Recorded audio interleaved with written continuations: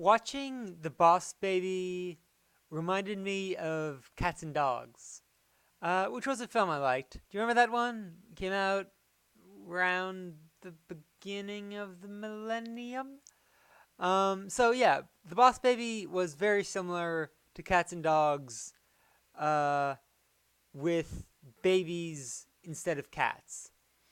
Um, and their motivation for trying to win humanity's favor over canines seemed to have less to do with taking over the world and more to do with pie.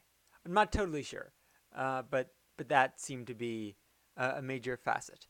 Um, then I realized that cats and dogs, um, like the Boss Baby, also featured um, an alliance between Alec Baldwin and Tobey Maguire.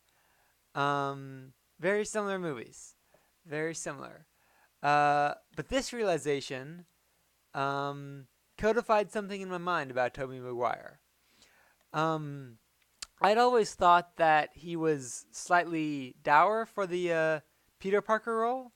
Um, like it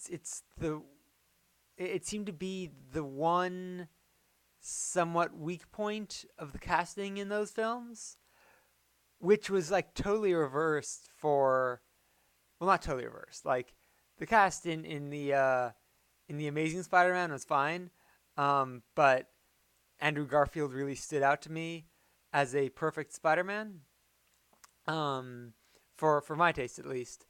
Um, like if he'd just been uh, switched in to Tobey Maguire's place, um, that the Sam Raimi trilogy would have been even better. But anyway, um, I listening to Toby's voice acting, um, without his face removes that little niggle I had about um, his propriety for the Spider-Man role. Um, like he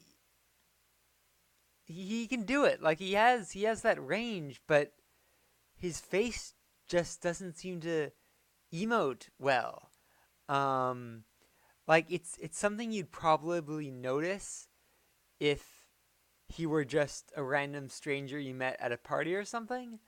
In an actor, it's fairly aberrant.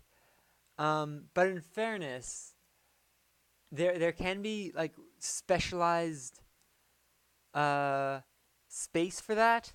Like maybe he'll grow into it. Maybe it'll turn into something similar to the whole Christopher Walken thing. Um, it just seems mildly odd for Spider-Man. It's ill-fitting, um, especially a Spider-Man who uh, keeps having to expose his face for whatever reason.